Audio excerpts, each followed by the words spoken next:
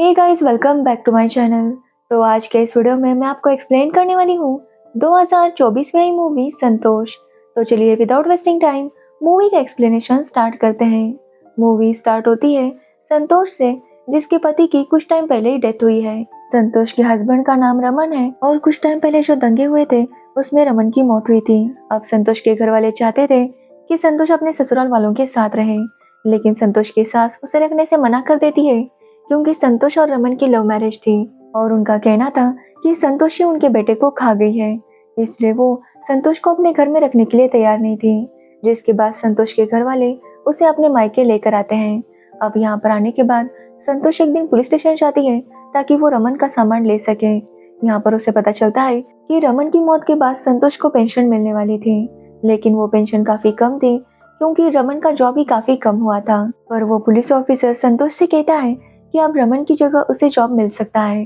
अब यह सुनने के बाद संतोष उसके लिए अप्लाई करती है और कुछ टाइम के ट्रेनिंग के बाद संतोष को जॉब मिल जाता है। अब संतोष ने नया नया जॉब ज्वाइन किया था, इसलिए वो सारी चीजों को सीखने की कोशिश कर रही थी। अब एक दिन एसपी सर संतोष को अपने घर बुलाते हैं और उससे पूछते हैं कि उसका क्वार्टर्स कैसा है। तो संतोष बताती है कि वहाँ पर उसे काफी गर्मी होती है। जो सुनने के बाद एसपी सर उसे कहते हैं कि वो उनके पास ही उसे एक रूम दिला देंगे, लेकिन संतोष को उनकी वाइफ की कामों में मदद करनी होगी। अब ये सुनने के बाद संतोष समझ जाती है कि एसपी सर उसे बस अपने काम के लिए यहाँ पर रख रहे थे। जिसके बाद संतोष उनकी डॉगी को लेकर घूमने जाती है। अब दूसरे दिन संतोष जब थाने आती है तो उसके शूज उसे थोड़े से टाइट हो रहे थे, इसलिए थाने के बाहर जो मोजी था वो उसके पास चली जाती है। तो वो देखती है कि एक आदमी मोजी के पास रिपोर्ट दर्ज कर रहा था, जो देखकर संतोष काफी शॉक थी कि आदमी यहाँ पर उसे एक रिपोर्ट क्यों दे रहा है। तो वो आदमी बताता है कि अंदर उसने पुलिस स्टेशन में रिपोर्ट लिखने की कोशिश की थी, लेकिन पुलिस वालों ने उसकी रिपोर्ट नहीं लिखी। अब यह सुनने के बाद संतोष उसे अपने साथ अंदर लेकर आती है और उसे कहती है कि वो उसकी मदद करेगी। जिसके बाद संतोष उस आदमी को अपने ऑफिसर्स के पास लेकर जाती है और उन्हें बताती है कि इस आदमी की बेटी मिसिंग है और ये उसे ढूंढना चाहता है। जो सुनने पर पुलिस ऑफिसर कुछ भी उसकी मदद नहीं करते और उसे बातों बातों में पूछते हैं कि वो कौन से कास्ट का है। और जब वो आदमी बताता है कि वो दलित है तो वो उसे कहते हैं कि वो मोची के पास से रिपोर्ट लिखे। जिसके बाद उस आदमी के पास दूसरा कोई ऑप्शन नहीं था। अब ये देखकर संतोष को काफी बुरा लगता है क्योंकि पुलिस वाले तो जनता की सेवा के लिए होते हैं, लेकिन यहाँ पर उसे कुछ और ही देखने को मिल रहा था। अब दूसरे दिन संतोष जब पुलिस स्टेशन आती है तो वहाँ पर फिर से वही आदमी आया था और उसके साथ उसके घर वाले और गाँव वाले भी थे। एक्चुअली उस आदमी की बेटी देविका के साथ किसी ने गलत काम किया था, जिसके बाद उसे मार दिया था और वो लोग इंसाफ चाहते थे।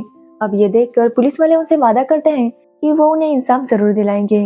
जिसके बाद वो उन लोगों को वहां से भेज देते हैं।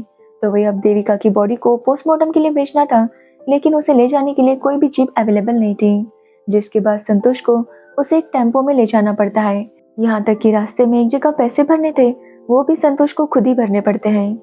जिसके बाद वो देविका की बॉडी को हॉस्पिटल लेकर जाती है जहाँ पर उसका पोस्टमार्टम होना था, लेकिन वहाँ पर असिस्टेंट बताता है कि आज पोस्टमार्टम नहीं होगा, इसलिए वो वापस लेकर जाए। लेकिन संतोष उन्हें बताती है कि वो कितनी मुश्किल से बॉडी लेकर आई है।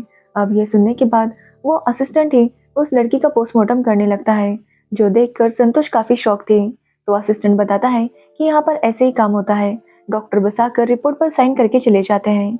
जिसके बाद देविका का पोस्टमार्टम होता है, जहाँ पर वो असिस्टेंट संतोष को देविका की बालियां देता है और संतोष उसे अपने पास रख लेती है। अब देविका की खबर हर तरफ फैल गई थी और लोग देविका के लिए इंसाफ चाहते थे। जिसके बाद संतोष जब थाने में आती है तो उसे पता चलता है कि एसपी चेंज हो चुका था और इस केस को गीता शर्मा को दिया गया था। गीता शर्मा सबको बताती है कि वो जल्दी देविका को इंसाफ दिलाएगी। जब गीता वहाँ पर संतोष को देखती है तो वो संतोष को डांटती है और उसे कहती है कि उसकी वर्दी गंदी है, इसलिए संतोष को ख्याल रखना होगा कि उसकी वर्दी हमेशा क्लीन हो। जिसके थोड़ी देर बाद संतोष जाकर गीता को बताती है कि कल वो देविका की बॉडी को अकेले पोस्टमार्टम के लिए लेकर गई थी और उसी वजह से उसकी वर्दी गंदी हो गई। लेकिन उसकी बातें सुनकर गीता कुछ भी रिएक्ट नहीं करती। ऐसा लगता है कि उसके लिए तो ये रोज की बात थी। अब अगले दिन गीता अपनी टीम के साथ देविका के गांव जाती है, जहाँ के कुएं में देविका की बॉडी मिली थी। वहां जाने पर संतोष को पता चलता है कि उस कुएं में पहले एक बिल्ली गिरी थी, जिसकी कुएं में गिरने की वजह से मौत हुई थी और देविका की मौत के एक दिन पहले ही बिल्ली को बाहर निकाला गया था और उसे बाजू में ही गाड़ा गया था। अब संतोष उस कुएं को देखने लगती है कि तभी वो देखती है कि वहाँ की औरतें काफी दूर से पानी लेकर आ रही थी और संतोष को देखकर वो संतोष से पूछती है कि इस कुएं को साफ कब कराओगे। जिस पर संतोष कहती है कि वो कोई साफ सफाई वाले नहीं है, वो यहाँ पर छानबीन करने के लिए आए हैं। जिसके बाद संतोष देविका के घर जाती है और उसकी माँ से पूछती है कि क्या उन्हें किसी पर डाउट है, लेकिन उसकी माँ कुछ भी नहीं बोलती। जिसके बाद संतोष देविका का मोबाइल चेक करती है तो उसे पता चलता है कि देविका एक सलीम नाम के लड़के से बातें किया करती थी, जिसकी वजह से संतोष को अब सलीम पर डाउट होने लगता है। वो रात को इस बारे में गीता को बताती है कि उन्हें एक बार सलीम से पूछताछ करनी चाहिए। जिसके बाद अगले दिन वो सलीम के घर जाते हैं, लेकिन सलीम वहाँ पर नहीं था। सलीम के घर वालों से उन्हें पता चलता है कि जिस दिन देविका की मौत हुई थी उस दिन सलीम इस गांव में ही नहीं था, वो तो मुंबई गया था। साथ ही संतोष को पता चलता है कि सलीम और उसके पापा प्रधान जी के यहाँ काम करते थे, इसलिए सलीम के बारे में और जानकारी लेने के लिए संतोष प्रधान जी के घर जाती है, जहाँ पर बस प्रधान की वाइफ थी।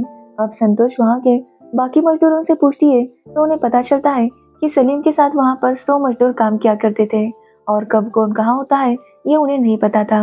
अब ये सुनने के बाद संतोष सलीम के दोस्तों के पास जाती है और सलीम के बारे में पूछने लगती है। पहले तो उसके दोस्त कुछ भी नहीं बताते, लेकिन संतोष उनसे कहती है कि अगर सलीम नहीं मिला तो उसे उन्हें पकड़ना पड़ेगा। अब ये बात सुनने पर सलीम का दोस्त डर जाता है और संतोष जब घर जाती है तो वो उसे मैसेज करके बता देता है कि सलीम मेरठ में है। जिसके बाद संतोष इस बारे में गीता को बताती है तो गीता उनसे कहती है कि वो लोग कल ही मेरठ जाएंगे। अब संतोष ट्रेन से जाने वाली थी और बाकी लोग बाय रोड आने वाले थे, लेकिन संतोष को बीच रास्ते में पता चलता है कि गीता को कोई प्रॉब्लम हुआ है जिसकी वजह से वो टाइम पर नहीं आ पाएगी। अब ये सुनने के बाद संतोष डिसाइड करती है कि वो खुद ही सलीम पर नजर रखेगी, क्योंकि गीता ने उसे ऐसा कहा था कि वो जब तक नहीं आती तब तक वो सलीम पर नजर रखे। जिसके बाद संतोष जब मेरठ आती है तो वो काफी इमोशनल हो जाती है, क्योंकि संतोष के हस्बैंड रमन की मेरठ के दंगों में ही मौत हुई थी। किसी ने उनके सर पर पत्थर मारा था जिसकी वजह से उनकी मौत हो गई।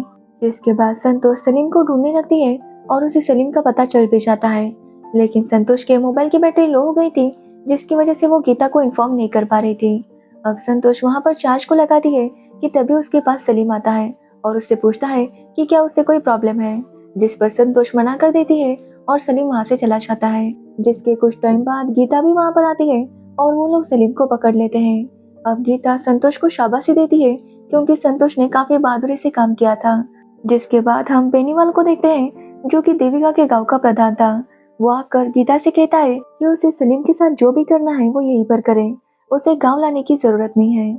जिसके बाद अगले दिन संतोष देखती है कि उसके अखबार में फोटो आए थे क्योंकि उसने सलीम को ढूंढा था, लेकिन ये देखने के बाद भी संतोष खुश नहीं थी क्योंकि उसे लग रहा था कि अभी भी कुछ मिसिंग है।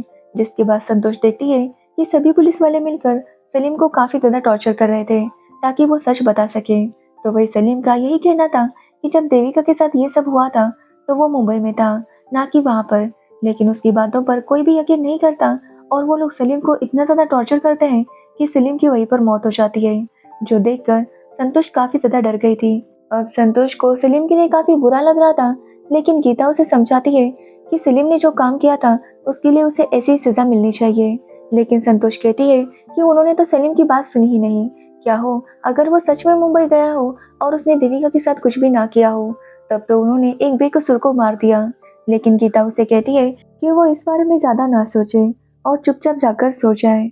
लेकिन संतोष के दिमाग से ये बात जा नहीं रही थी, इसलिए वो जाकर सलीम का मोबाइल चेक करती है तो वो देखती है कि सलीम ने काफी सारे फोटोज क्लिक किए थे और वो फोटोज उसी दिन क्लिक किए थे जिस दिन देविका की मौत हुई थी। और वो फोटोज देखने के बाद संतोष को यकीन हो गया था कि सलीम उस दिन मुंबई में ही था। अब ये देखकर संतोष को काफी बुरा लगता है क्योंकि सच में एक निर्दोष की जान चली गई थी। अब अगले दिन संतोष जब पुलिस स्टेशन आती है तो उसे पता चलता है कि पुलिस वालों ने सलीम के घर वालों को कहा था कि सलीम ने खुद को खत्म कर लिया है, जो देखने के बाद संतोष और ज्यादा शॉक थी। अब संतोष इस बारे में बात करने के लिए गीता के पास जाती है, लेकिन गीता इस पर कुछ भी बात करना नहीं चाहती थी। तभी वहाँ पर एक आदमी आता है और उन्हें बताता है कि गांव के कुएं में एक कुत्ता मर गया है। जो सुनने के बाद संतोष उस कुएं के पास चली जाती है तो वो गांव वाले उसे काफी ताने सुनाने लगते हैं। यहाँ पर हमें पता चलता है कि गांव वाले पुलिस वालों से काफी नाराज थे क्योंकि पुलिस वालों ने कभी भी गांव वालों की मदद नहीं की। साथ ही उनकी बातों से पता चलता है कि ये सब कुछ प्रधान का काम है। जिसके बाद संतोष प्रधान के घर चली जाती है तो वहाँ पर प्रधान तो नहीं था, लेकिन उसकी छोटी बेटी थी। संतोष बातों बातों में उससे पूछती है कि क्या देविका यहाँ पर आई थी, तो वो बच्ची बताती है कि हाँ, देविका यहाँ पर आई थी। जो सुनने के बाद संतोष सब कुछ समझ जाती है। एक्चुअली देविका जिस कुएं से पानी भरती थी वहाँ पर एक बिल्ली मर गई थी, जिसकी वजह से देविका प्रधान जी के घर वाले कुएं में आई थी ताकि वो पानी ले सके। और तभी वहाँ पर प्रधान जी और उनके दोस्तों ने देविका को देख लिया और उसके साथ जबरदस्ती की, जिसके बाद उसे मारकर उसी कुएं में फेंक दिया। तभी वहाँ पर प्रधान और उसके दोस्त आते हैं और संतोष उनसे पूछती है कि देविका के साथ क्या सच में उन्होंने ही वो सब किया था। जिस पर वो प्रधान कहता है कि अगर उसने किया भी होगा तो वो क्या करेगी। वो संतोष से कहता है कि वो नहीं है, इसलिए वो नहीं जानती, वो यहाँ से चुपचाप चली जाए। अब संतोष सब कुछ समझ गई थी, लेकिन फिर भी वो कुछ कर नहीं सकती थी। जिसके बाद संतोष गीता के पास आती है और उससे पूछती है कि जब वो जानती थी कि सलीम बेकसूर है तो उन्होंने सलीम को मरने क्यों दिया। जिस पर गीता कहती है कि संतोष ने तो उन्हें कहा था कि उसे सलीम पर शक है और इसीलिए उन्होंने सलीम को पकड़ा। अब ये सुनने पर संतोष कहती है कि उन्हें सलीम की बात एक बार सुन लेनी चाहिए थी। उन्होंने बिना उसे सुने ही इतना ज्यादा पीट दिया कि उसकी जान चली गई। पर गीता कहती है कि अब जो हुआ है उसे भूल जाओ और आगे बढ़ो। गीता कहती है कि उन्होंने लोगों की नजरों में तो देविका को इंसाफ दिलाया है और देविका के साथ जिन्होंने सच में ऐसा सब कुछ किया था उनका वो लोग कुछ भी बिगाड़ नहीं सकते। जिसके बाद गीता संतोष को अपना सस्पेंशन लेटर दिखाती है। एक्चुअली गीता की कस्टडी में सलीम की मौत हुई थी, जिसकी वजह से उसे सस्पेंड कर दिया गया था। पर गीता ने इसमें संतोष का नाम आने नहीं दिया था, क्योंकि वो जानती थी कि संतोष का इस समय कोई हाथ नहीं था। अब संतोष जब दूसरे दिन अपनी टीम के साथ देविका के गांव जाती है तो वो देविका के घर जाती है और वहाँ देविका की बालियां रख देती है। अब संतोष काफी सोच में पड़ती है, जिसके बाद वो डिसाइड करती है कि वो अब यहाँ पर नहीं रहेगी और संतोष वापस अपने मायके चली जाती है। और यहीं पर ये मूवी एंड होती है। तो ये थी संतोष मूवी की स्टोरी, जो कि कहीं ना कहीं हमारे यहाँ की रियलिटी दिखाती है, क्योंकि यहाँ पर रिच लोग कितने भी काम करें वो आराम से बच निकलते हैं, तो वही गरीब लोगों को बिना किसी गलती के टॉर्चर किया जाता है। तो ये थी संतोष मूवी की स्टोरी। अगर आपको इस मूवी की स्टोरी और मेरा एक्सप्लेनेशन पसंद आया हो तो वीडियो को लाइक कमेंट शेयर जरूर करना और मेरे चैनल को सब्सक्राइब करना बिल्कुल मत भूलना। Thanks for watching video.